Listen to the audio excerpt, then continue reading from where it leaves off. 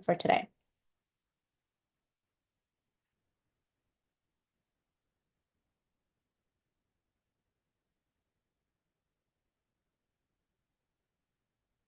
When we're ready, Zach, if you'll give me a thumbs up.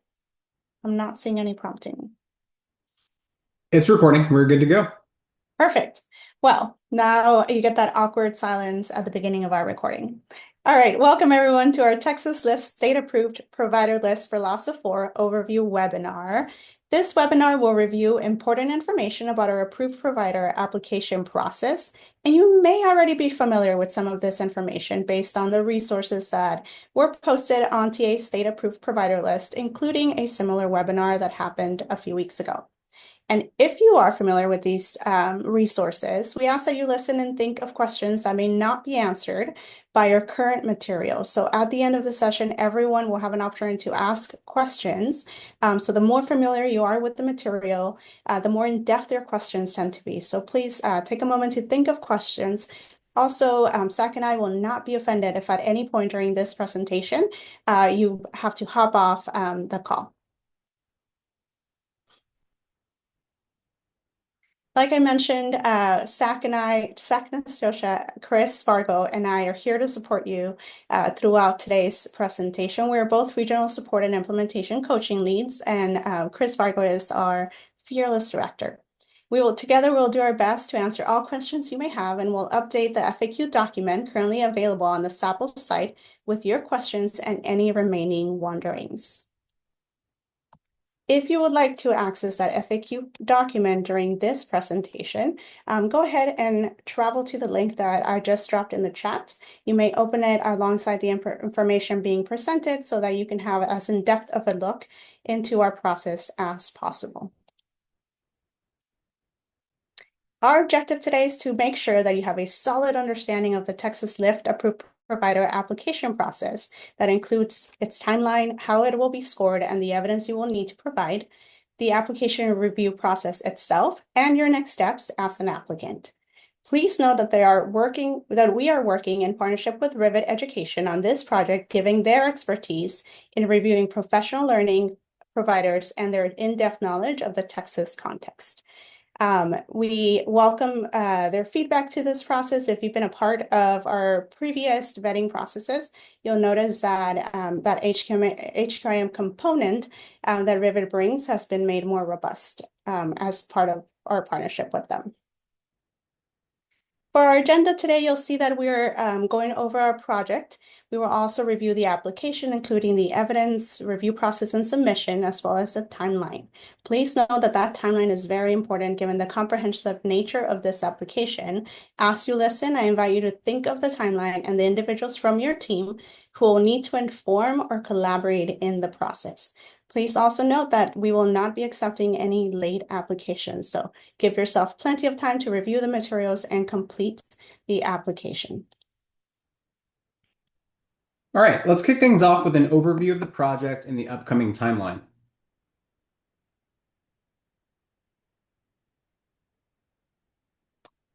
TEA will release the Leadership and Instructional Foundations for Texas, or the LIFT program, and the state-approved provider list in October of 2025, which is concurrent with the release of the LASO 4 grant application. We want to make sure that districts have the opportunity to partner with high-quality providers who can support all LIFT activities through their LASO 4 grant. These activities were formerly part of the Strong Foundations Planning, Strong Foundations Implementation, Texas Lesson Study, and Texas Instructional Leadership Initiatives. When providers gain approved status through the application process, they'll experience these benefits. They'll receive wraparound training for approved provider personnel. They'll be able to continue to build their expertise in state board approved HQIM. They'll receive ongoing coaching and support from the Texas Education Agency. They'll be able to leverage research-backed instructional practices to support participating districts, and they'll have the opportunity to contract with school systems who are awarded LASO 4 grant funds. This is the timeline for the application and the review process. The application opened on June 6th. We posted that information on TEA's LASO Cycle 4/SAPL or State Approved Provider List website, along with the link to the application portal. Like Perla mentioned, please note that that deadline is a firm one at 11:59 on Monday, July 14th. That will give us time to make sure that we are able to name the applicants that have been approved by late September so we can fully publish our list of state approved providers by Monday, October 6th. Let's talk about the application process overview. The application has three components: the eligibility screener, the application, and the public profile information. The eligibility screener is designed to make the application more efficient by eliminating applicants who do not meet the basic requirements. The application is designed to assess applicants' ability to provide all lift services at a high level of quality. Each provider that gains approval through the application process will be featured on a website that Texas districts can use to select providers who are the best fit for their local context. The public profile information is used to populate each approved provider's page. This information is not scored by reviewers. Due to the short timeline that we have to conduct the reviews, applicants will be required to submit all three of these components by the July 14th deadline. We anticipate that the time required to complete this application will vary for different organizations, so we encourage you to not wait to start reviewing and compiling your application in advance of the firm July 14th deadline. However, as we'll discuss in greater detail in a few minutes, applications will be scored in a sequential manner where providers will have to pass one portion before reviewers move on to the next. The application and review process are guided by a detailed scoring and evidence guide that is based on decades of research on the characteristics of professional learning and capacity building that are most likely to result in improved outcomes for students and teachers. I'll spend some of our time today on the call giving you an overview of these indicators. However, we won't have time to go through the entire scoring and evidence guide. If you're interested in applying and becoming an approved provider, we strongly recommend that you spend time looking through the scoring and evidence guide before and as you compile your application. Thanks for sharing the timeline, Zach. So the first section of the application is the eligibility screener. Let's dive into what that looks like. Zach mentioned the eligibility screener is designed to make the application process more efficient by screening out applicants who do not meet TA's basic requirements. Providers who do not meet all the requirements listed on this slide will not move on to the next stage of the application process. Please note that the language on the eligibility screener has been refined for clarity, so even if you have reviewed other application materials, please take a moment to review the eligibility screener on this slide and note those refinements. I'll give you a minute to look through our indicators.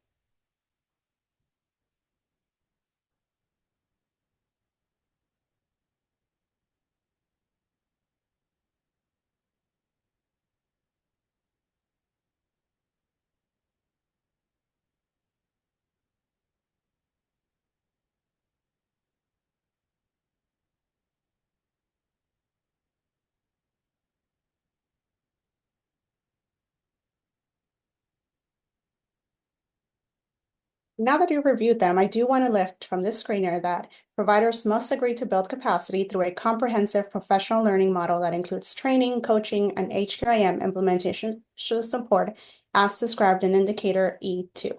This approach is sometimes unique to TEA, but we believe that, and research says, that it is a way to build capacity in an effective and efficient manner.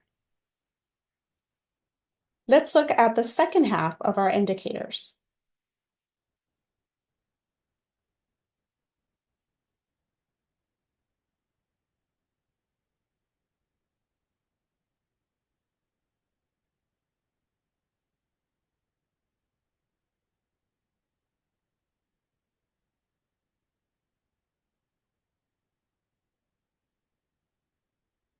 I hope that you can see how the eligibility screener is designed to make the application process more efficient by screening out applicants who do not meet TA's basic requirements and providers who do not meet all the requirements listed on the slide. Again, you will not move on to the next stage of the application process if you don't meet these 13 requirements. So from there, applicants who answer yes to every question in the eligibility screener will automatically be invited to submit the application, which is what we're going to review next. The application is designed to assess providers' ability to provide a comprehensive, cohesive, and high-quality set of services to Texas educators. The application has 5 sections: HQIM expertise in RLA and math, overarching approach to professional learning and capacity building, approach to ongoing cycles of professional learning and capacity building for leaders, approach to ongoing cycle of professional learning for teachers, and use of data to measure impact, plan, and improve. So applicants must pass each section of the application to be a LIFT approved provider. I'm now going to provide a brief overview of the indicators in each section of the application, but please note that the scoring and evidence guide goes into a lot more detail about each indicator. The first thing applicants need to do is prove their expertise in at least one SBOE approved HQIM for RLA and at least one SBOE approved HQIM for math. Applicants must pass both indicators in this section, H1 for RLA and H2 for math, with full points to become a LIFT approved provider. If applicants would like to provide expertise in more than one RLA HQIM and/or more than one math HQIM, they'll have the opportunity to submit additional HQIM expertise templates. The next set of indicators are designed to evaluate the quality of applicants' overarching approach to professional learning and capacity building. There are 4 indicators for overarching approach, and applicants must score 6 out of a possible 8 points to pass this section. Let's take a few moments here to review this section's indicators.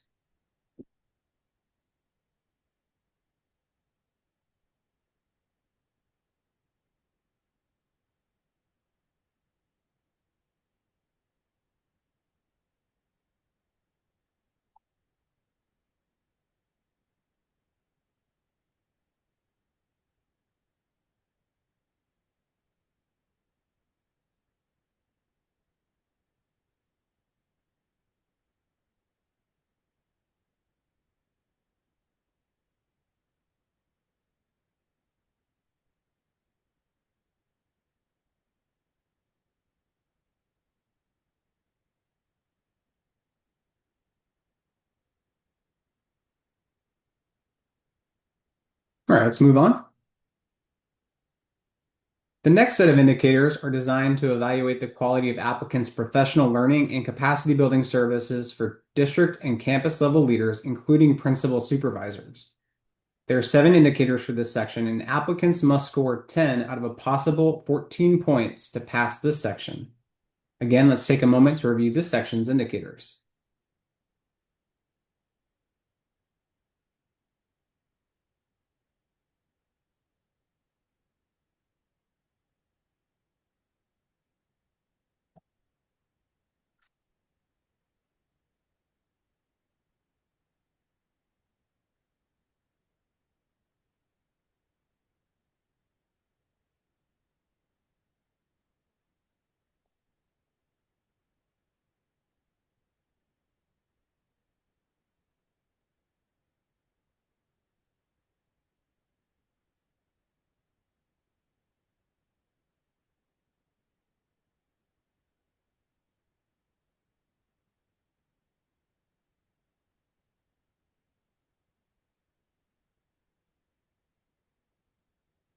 Moving now into PL and capacity building for teachers.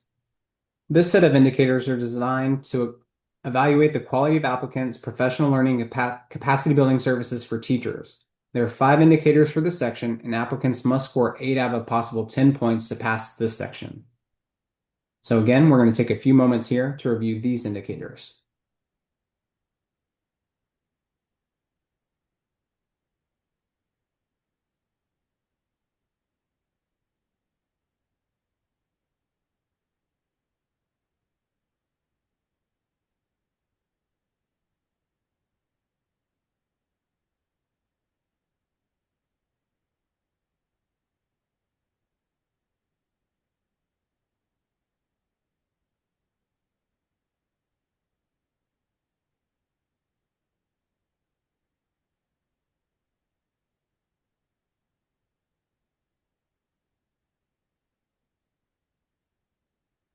And finally, the last set of indicators are designed to evaluate the extent to which the applicant collects and uses data to measure their impact, as well as to plan and improve their services.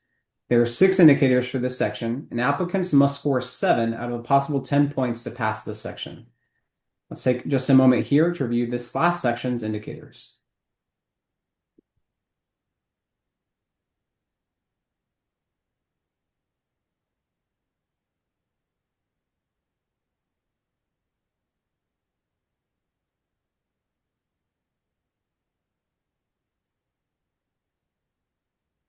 Think you're gonna go today?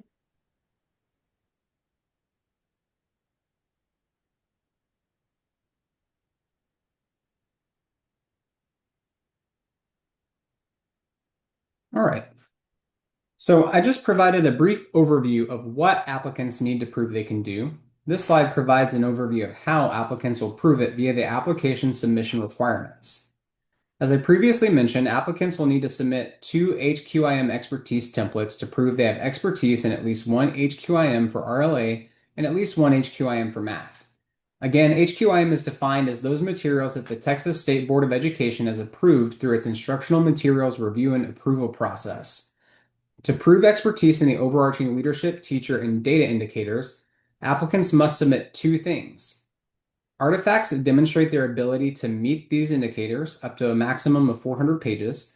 And just a note here, we give applicants a large degree of freedom to choose the artifacts they think best demonstrate their ability to meet the indicators, which is why it's important that applicants read the scoring and evidence guide closely. Consider submitting sample presentations with facilitator or guide notes, handouts, guidebooks, course syllabi, client work plans, client reflection questions, coaching notes, etc. Although this is not required, we do recommend sticking to 1 HQIM when submitting your artifacts. Doing so will make it easier for our reviewers to follow the arc of your support. Along with the artifacts, applicants must submit an executive summary that provides an overview of your evidence within your artifacts and describes how your organization's professional learning services meet indicators. Our goal is to ensure accurate reviews and do what we can to help providers put their best foot forward. Therefore, TEA may ask for additional information from providers during the review window.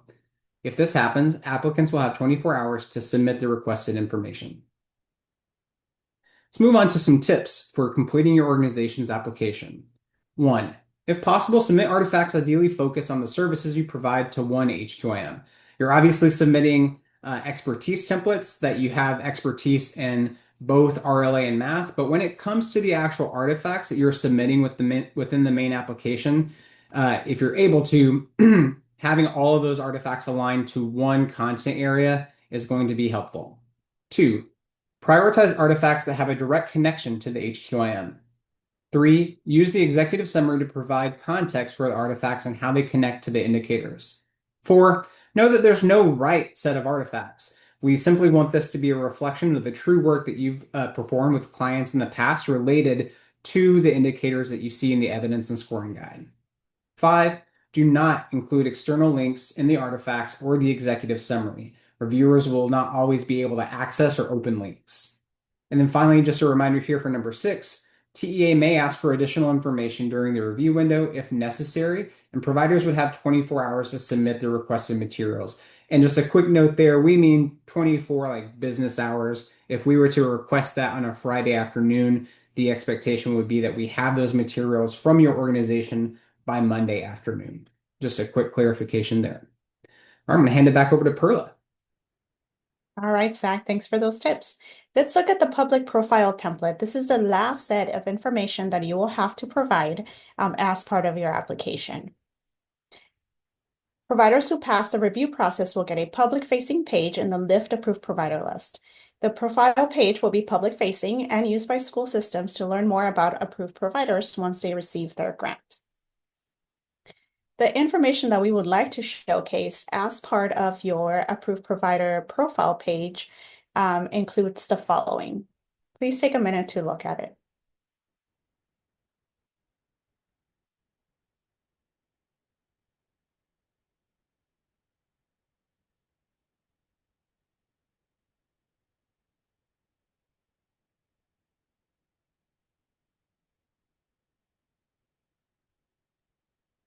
I do want to highlight the last bullet on this slide is asking you to provide information about your current team size and capacity to address demand. And this is solely for TEA planning purposes. The information we collect will not be made public. It simply helps TA plan for anticipated demand based on LASO grant awards. So again, that last bullet will not be public facing. However, the other information you provide will inform the public facing profile that will be part of our state approved provider resources. So in summary, organizations who are interested in being featured on the LIFT approved provider list will need to submit one eligibility screener, one application that includes two HQIM expertise templates, one reading and one math focused, one executive summary, and one PDF with supporting materials that is no more than 400 pages in length. Again, here we are going for quality over quantity. We ask that you are strategic in the information that you submit, and your public profile information that I just reviewed.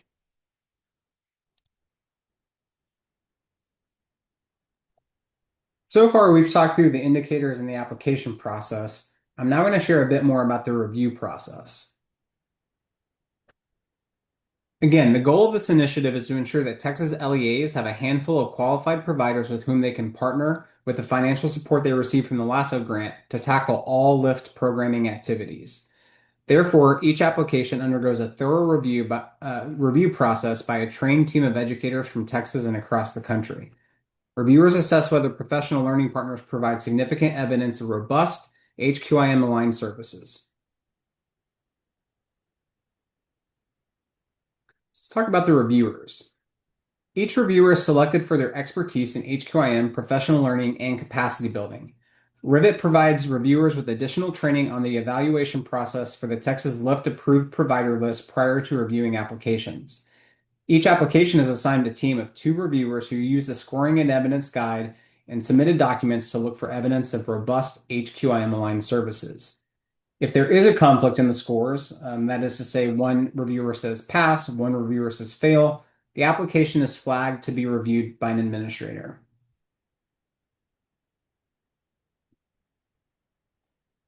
Although providers are required to submit all application materials by July 14th, they will be reviewed in a gateway fashion.